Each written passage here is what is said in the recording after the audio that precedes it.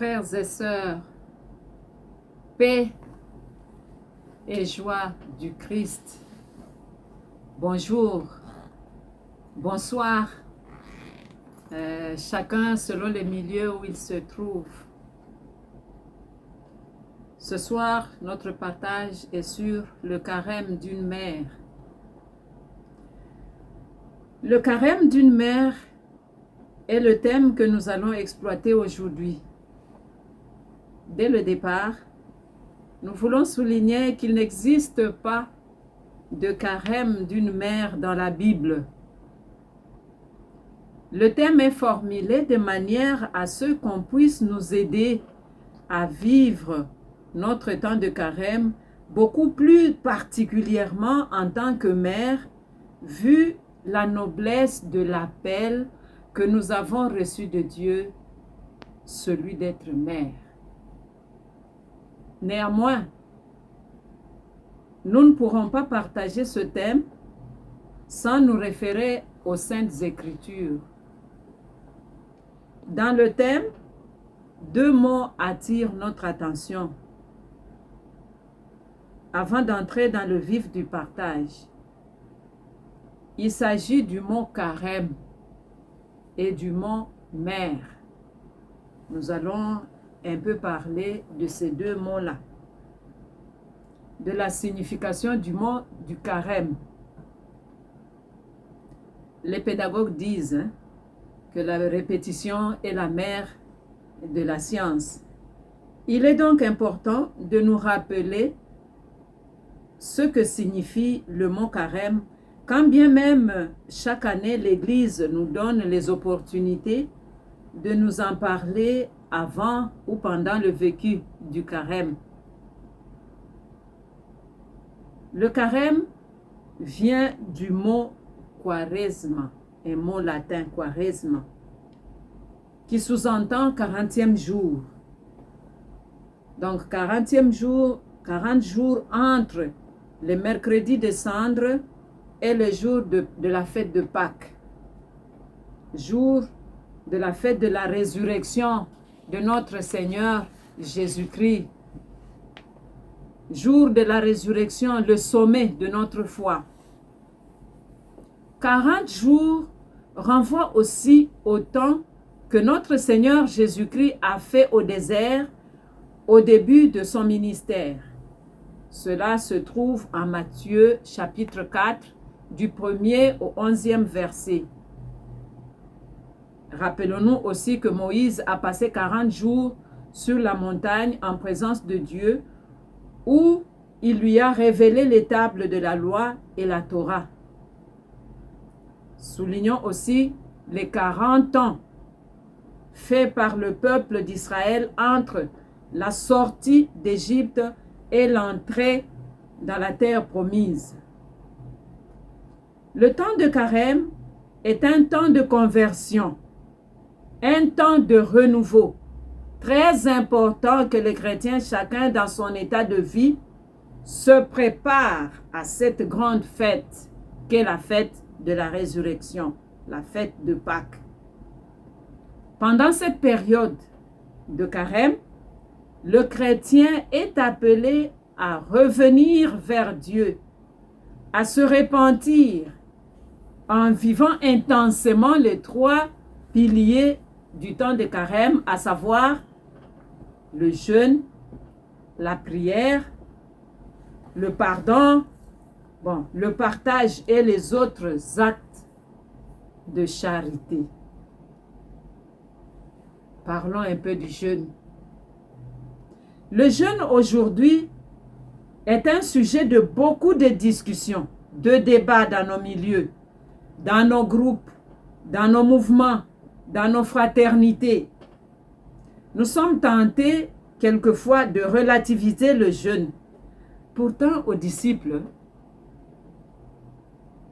qui se plaignaient de n'avoir pas réussi à chasser un démon, le Christ dit, ce genre d'esprit ne s'expulse que par le jeûne et la prière. Pourquoi relativisons-nous le jeûne et l'abstinence alors que même les joueuses s'abstiennent? avant de livrer un match. Dans certains milieux, les jeunes, quand ils partent livrer un match, eh bien, ils ne dorment pas chacun chez soi. Ils partent dormir quelque part ensemble et le lendemain, parfois même une semaine pour faire des entraînements avant le grand match. Donc, ils s'abstiennent quand même de certaines choses pour arriver à la compétition. Mais nous, les chrétiens, nous devons nous abstenir de certaines choses pour arriver à la fête de Pâques ou arriver à vaincre un combat. Dans certaines traditions, les chasseurs, avant d'aller en brousse pour la chasse, ils s'abstiennent de certaines choses en vue d'aller réussir à la chasse ou d'aller et revenir sains et saufs.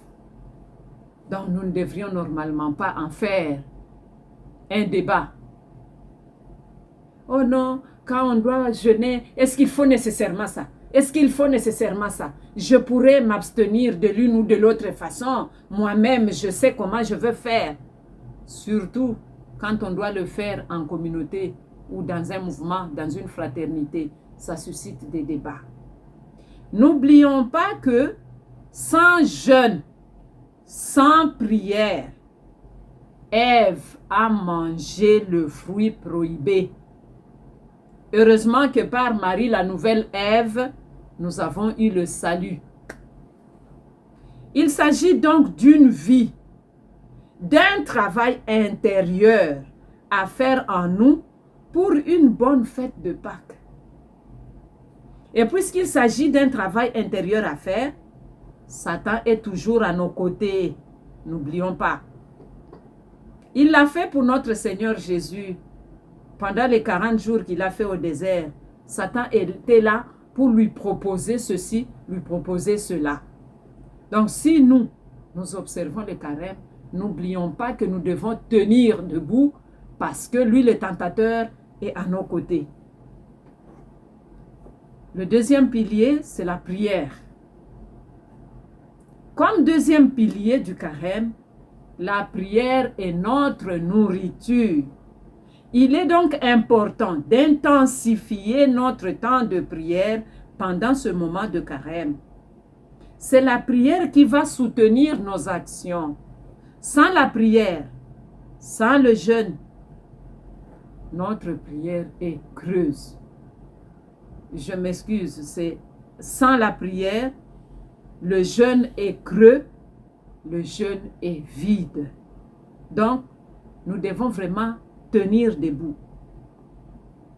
Et quand notre frère Peter, hier, parlait de la prière comme pilier, il nous a aussi invités à cette prière comme nourriture. Bon, de la manière dont nous parlons du jeûne, quand nous devons dire que est-ce que le jeûne, c'est vraiment s'abstenir de la nourriture? Or, la prière, c'est la nourriture. Et lui a dit, c'est la vraie nourriture. Et donc, nous ne pouvons pas nous passer de la prière. Au contraire, nous devons intensifier le temps de prière pour que le jeûne ne puisse pas devenir creux. Et pour soutenir nos actions. Le troisième pilier, le partage et ou les autres actes de charité. Le partage et les autres actes de charité concrétisent le vécu intérieur de notre carême. Vous me permettrez encore de citer le frère Peter qui nous en a parlé hier.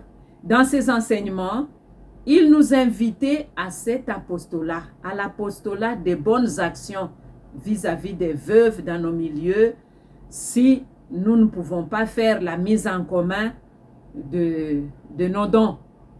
Mais dans le milieu où nous sommes, cherchons à qui ou vers qui allons-nous orienter nos actions. Mais ces actions-là, si elles ne sont pas soutenues par la prière, ce sont des actions creuses. Maintenant, pendant le temps de carême, nous prions, nous intensifions la prière parce que nous avons des actions aussi à poser qui concrétisent notre état intérieur de préparatif vers Pâques.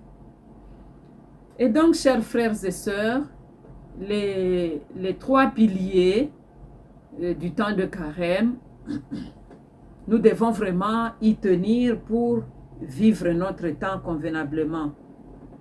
Passons maintenant au mot mère.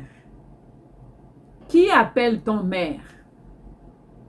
Le dictionnaire dit qu'on appelle mère une femme qui a mis au monde un ou plusieurs enfants, ou bien une femme qui a adopté un ou plusieurs enfants, ou une femme qui joue le rôle de celle qui a mis au monde. C'est celle-là qu'on appelle mère. Bien, ici au Congo, il existe un mouvement des mamans qu'on appelle les mamans catholiques. Dans leur statut, ces mamans disent que, et maman catholique, toute femme est maman catholique. Elle n'exclut personne. Tu es femme, tu es maman. Tu es femme, tu es mère. C'est donc avec toutes que j'adresse ce partage. Après avoir vu ce que signifie le carême pour nous, ainsi que ces 3 piliers, voyons maintenant ce qui nous concerne. Aujourd'hui, ce qui nous concerne, c'est le carême d'une mère. De la manière dont le thème est formulé, il nous fait comprendre que, loin d'être une liste des interdictions ou des prescriptions à observer pendant 40 jours, le carême est une vie à laquelle chacun et chacune, comme il s'agit des mères, est invité à vivre intensément son renouveau. En partant du livre des Proverbes au chapitre 1er, le 1er verset, nous allons aller aussi au 10e jusqu'au 31e verset, mais parlons d'abord du 1er verset. Parole du roi Lemuel, leçon que sa mère lui inculqua. Femme que nous appelons mère aujourd'hui, à la manière de la mère du roi Lemuel, tu es appelée à éduquer. Cette mère a inculqué à son enfant certaines leçons. Donc tu es appelée mère, tu es appelée à éduquer tes enfants. Mère, tu es appelée à être discrète dans tes actions. Tu ne dois pas crier sur le toit les activités de ta maison, ni pour te plaindre, ni pour te vanter des exploits de ta maison. S'il y a à te plaindre, le 2e pilier est là pour toi. Si tu veux te plaindre, plains-toi dans la prière. S'il y a à crier, eh bien, dans la prière, à toi dans le secret. Le 2e pilier est là pour ça. Pourtant, Marie, mère de Jésus-Christ, gardait tout dans son cœur. Alors qu'elle avait des raisons de se vanter, elle avait aussi des raisons de se plaindre. Comme mère, Marie, la mère de Jésus, avait des raisons de se vanter. Elle en avait beaucoup. Elle gardait tout dans son cœur. Elle avait beaucoup de raisons de se plaindre. Surtout sur le chemin de Calvaire. Elle avait beaucoup de raisons de se plaindre. Elle gardait tout dans son cœur. Mère, à qui nous nous adressons aujourd'hui, tu es appelée à être discrète. Tu fais tout dans la discrétion. Tu poses des actes dans la discrétion. Tu arranges ta maison dans la discrétion. Tu pars à la paroisse pour tes activités paroissiales dans la discrétion. Tu n'as plus le toit. À l'exemple de Marie, mère de Jésus-Christ, qui gardait tout dans son cœur. Quand tu éduques tes enfants, c'est pendant cette éducation que tu leur apprends à prier, à partager, à s'abstenir de certaines choses. Actuellement, dans la société, il y a beaucoup de choses qui manquent chez les enfants. Partager, c'est quand l'enfant est encore petit qu'on lui apprend ça, tu vas faire ça. Bon, dans certains milieux quand même, j'en ai vu dans les écoles, pour une première fois que j'étais en contact avec les enfants musulmans. À l'école où j'étais, il y avait beaucoup d'enfants musulmans. Ce qui m'avait frappé, parmi les choses qui m'ont frappé chez ces enfants-là, le partage. Vraiment, c'était différent de nos enfants chrétiens. Les enfants musulmans venaient, ils sont à 4, l'aîné va venir avec son pique-nique et dit, ma soeur, ça, je te donne pour moi. Ça, je te donne pour mon frère. Ça, je te donne pour ma soeur. S'ils sont 4, elle va donner pour les 4. Ces enfants-là savaient partager. Et leur mère donnait le pique-nique toujours en plus. Tout en sachant que son enfant peut trouver quelqu'un d'autre qui en a besoin. Elle pourra partager et avoir aussi pour lui. Le partage à apprendre à nos enfants. Ça va ouvrir les yeux des enfants dans les milieux où ils partent. Si c'est à l'école, il va voir qui est dans le besoin. Et lui va se présenter pour partager avec lui ce que les parents lui ont donné. Mère, initie tes enfants à la lecture de l'Évangile. Que les enfants apprennent l'Évangile. Sois patiente quand tu apprends aux enfants à lire l'Évangile. Prends tout ton temps. Rassemble ta famille, tu es mère. Voilà la noblesse de la vocation d'une mère. Rassemble tes enfants, rassemble ta famille. Il y en a peut-être parmi vous qui vivent dans la maison, qui sont mères dans une maison où il y a ses enfants à elle et les enfants de son mari, d'une autre mère. C'est une occasion de rassembler ces enfants-là, d'apprendre aux enfants à avoir un amour pour ceux d'une même mère et pour ceux de l'autre mère. Qu'il y ait un amour vrai entre vos enfants et ceux des autres mères. Combien de fois quand nous écoutons les enfants qui viennent des autres mères, ils vous disent que à celle-là on a donné, à moi on n'a pas donné. À celle-là on a fait ceci, à moi on n'a pas fait. Et quand l'autre vient provoquer celle-ci, ah, maman prend parti pour la sienne. C'est le moment. Pendant ce temps de carême, pour toi mère, rassemble les enfants. Apprends-leur à avoir un vrai amour dans la maison et même à l'extérieur. Vivre le carême de cette façon. N'est-ce pas là être la femme de valeur du livre des Proverbes? Les valeurs que tu incarnes, transmets-les à tes enfants, à ton mari. Ainsi sera-t-il considéré aux réunions des notables. Donc, maman, dans la maison où tu es, mère, dans la maison où tu es une femme de valeur. Et les valeurs là que tu incarnes, il faut les passer aux enfants, il faut les transmettre. Et quand tes enfants partent, on voit les valeurs de leur mère à l'extérieur. Quand ton mari sort, on voit tes valeurs en lui. Ça, c'est le livre des Proverbes.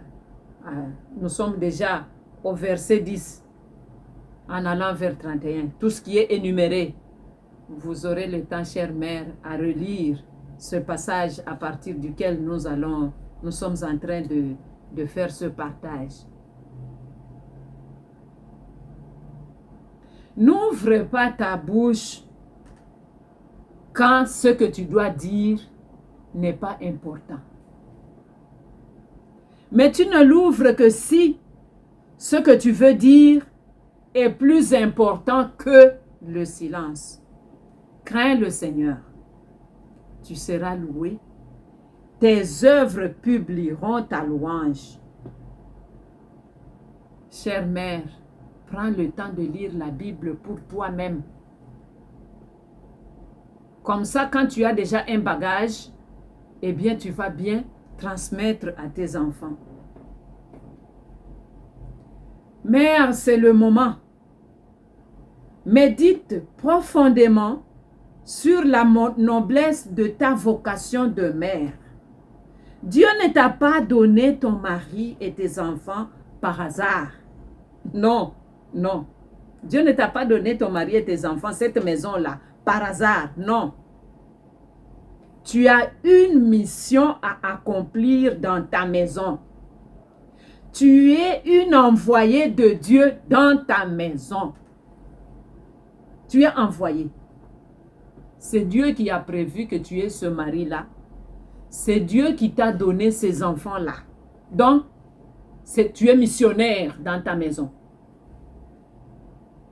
Envoyé de Dieu dans ta maison.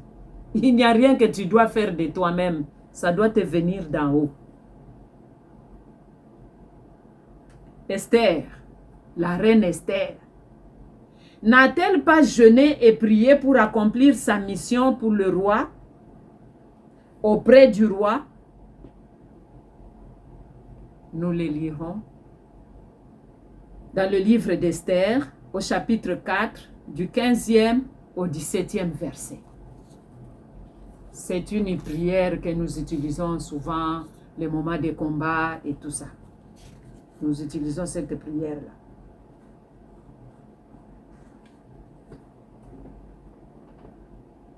Pendant tes grandes difficultés, qui t'humilient aux yeux du monde, tourne ton regard vers Dieu.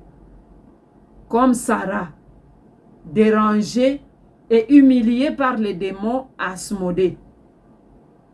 Sa prière ne l'a-t-elle pas fait gagner le combat? Nous trouverons cela dans Tobie, le livre de Tobie au chapitre 3, du 11e au 15e verset. Sans le jeûne, sans la prière, Ève a fait un mauvais partage à Adam.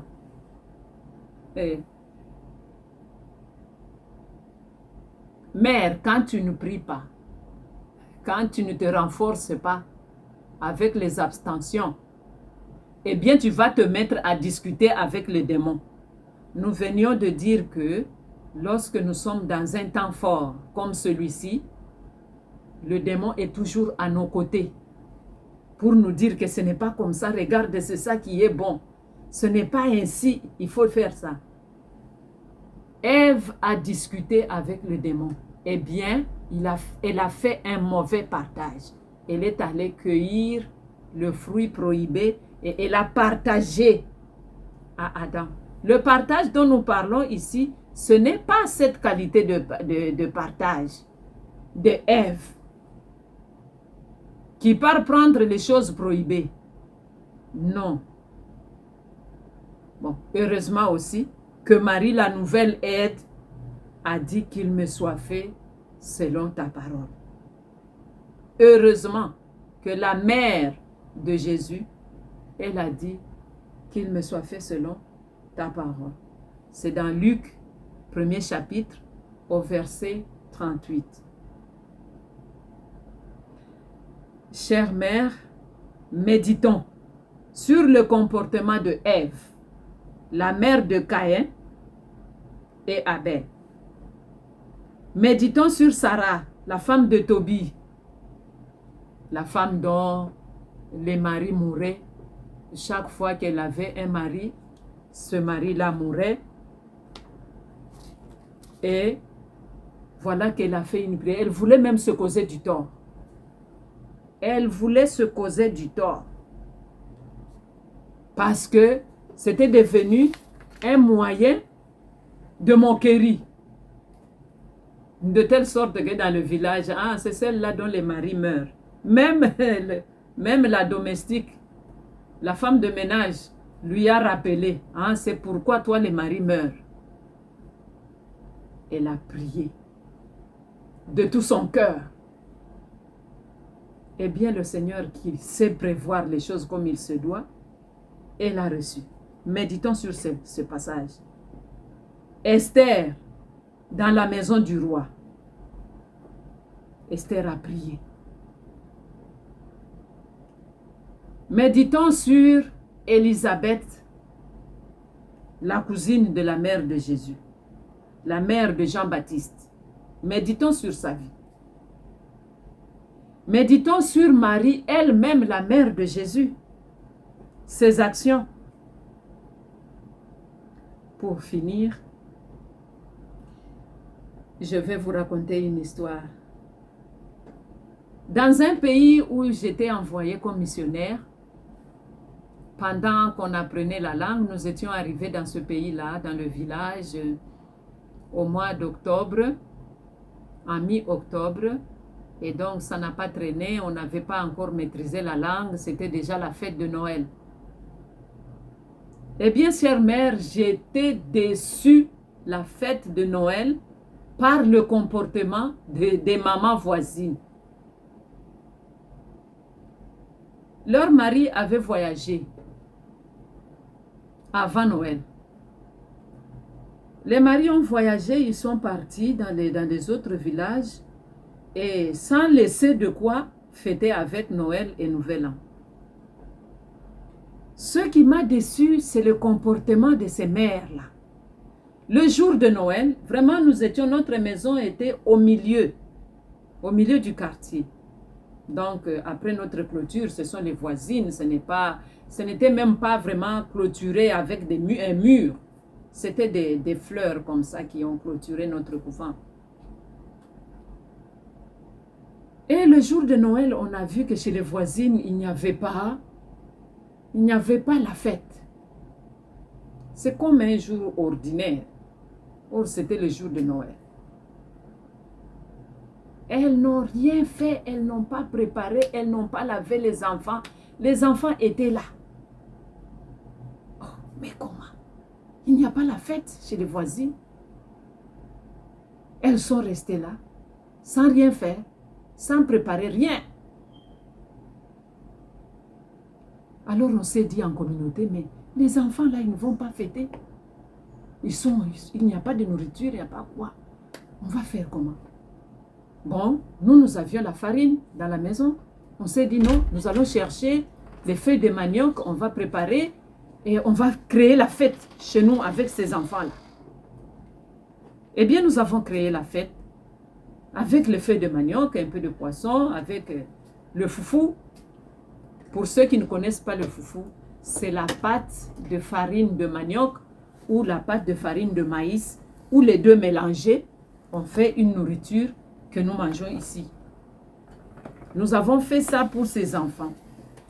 Et quand nous avons appelé les enfants dans notre maison, nous avons mangé avec les enfants, on les a servis, on a mis la musique pour les enfants, on a dansé avec les enfants. Eh bien, il y avait le sourire, on est resté avec les enfants chez nous. Mais curieusement, ce qui m'a peiné, c'est de voir qu'à 16 heures, les mères de ces enfants-là sont sorties bien habillées, des pagnes neufs, des cheveux bien tressés. Elles sont sorties, elles sont parties boire, s'enivrer, revenir à des heures tardives, pendant que les enfants n'avaient rien dans leur maison et il fallait que les voisines prévoient quelque chose pour créer la fête pour les enfants. J'étais blessée, j'étais déçue parce que la maman ne devait pas aller avoir les beaux habits pour elle-même sans les beaux habits pour les enfants un jour de Noël. Et puisque c'était Noël, maman est allée boire, est allée manger avec les amis dehors, sans penser à ses propres enfants dans la maison. Et cela pourquoi? Parce que c'est leur papa, il n'a rien donné. Leur papa est parti là où il est, n'est-ce pas? Il est en train de fêter. Hé, mère, regarde la noblesse de la vocation que Dieu t'a donnée. Dieu t'a donné d'être mère. Et quand nous avons défini une mère, c'est celle qui a mis au monde ou qui a adopté ou qui joue le rôle. Mais celle-là que j'ai vue dans ce pays-là, dans ce village-là où j'étais, c'était des mères qui ont mis au monde, c'était leurs propres enfants. Elles sont allées boire, revenir à des heures tardives, avec leurs beaux pagnes et des cheveux bien arrangés. Mais là d'où elles venaient, les enfants n'ont rien eu dans leur propre maison, sauf les feuilles de manioc que les sœurs ont préparées dans leur couvent, parce qu'elles ont vu que ces enfants-là n'ont pas pu fêter Noël. Eh bien, chère maman, vous voyez un peu la vocation que Dieu vous a donnée d'être mère. Voyez la noblesse. Sans vous, il n'y a pas la vie. Sans vous, les mères, il n'y a pas la vie. Parce que vous êtes appelés à donner la vie. Pendant 9 mois, vous avez la vie en vous. Et vous avez la joie de donner cette vie-là au monde. Et sans vous, il n'y a même pas de vocation à la vie religieuse. Nous, là, les religieuses, nous venons de vous. Nous sortons de vous. Nous sommes éduqués par vous. Sans vous, mère, il n'y a pas de vocation de vie religieuse. Il n'y a pas de prêtre. Il n'y a pas de pasteur. Vous êtes mère, vous donnez la vie. Et donc, des histoires pareilles ne devraient normalement pas exister. Ce n'est pas parce que papa est parti que toi aussi tu dois partir, laisser cette vie s'étioler. Et non. D'autre part, parce que nous parlons des mères, mais quelque part, papa, toi aussi tu es père. Ce n'est pas pour ça que tu dois partir sans... Et tu pars, tu laisses la vie mourir dans la maison. Ne laisse pas maman être tentée. Mais toi, maman, comme tu es appelée à vivre le carême en tant que mère, eh bien, médite cela dans ton cœur. Médite. Et donc, quand quelqu'un veut récupérer la vie, toi, tu sais que tu as porté cette vie-là pendant 9 mois. Entretiens cette vie. Tu es appelé à l'entretenir. Déjà, tu l'as entretenue en toi. Mère, pendant ce carême, reconnais la noblesse de ta vocation de mère à travers la prière, à travers le jeûne, le partage. Que ceci devienne pour toi un style de vie dans ta maison. Que la prière devienne un style de vie pour toi. Le jeûne, un style de vie pour toi. Le partage, un style de vie pour toi dans ta maison. Tout le monde va commencer à partager. Et quand nous allons voir ton enfant à l'école partager avec les autres, nous dirons, ah, c'est ce que sa mère lui a montré. N'est-ce pas ce que nous disons? Quand l'enfant dit de certaines choses ou de mauvaises choses, nous allons dire que cet enfant, c'est ce qu'elle entend dire chez elle. Chez lui, on dit ça, il a capté. Non. Le carême d'une mère doit venir de son cœur, de son intérieur, qui est bien travaillé en vue de la fête de Pâques. Et quand nous allons arriver à la fête de Pâques, Pâques sera dans ton cœur, Pâques sera dans ta maison, Pâques sera dans le cœur de chaque membre de ta famille. Parce que tous ces piliers-là de carême sont devenus un style de vie dans ta maison. Frères et sœurs, paix et joie du Christ à vous tous et soyez tous bénis.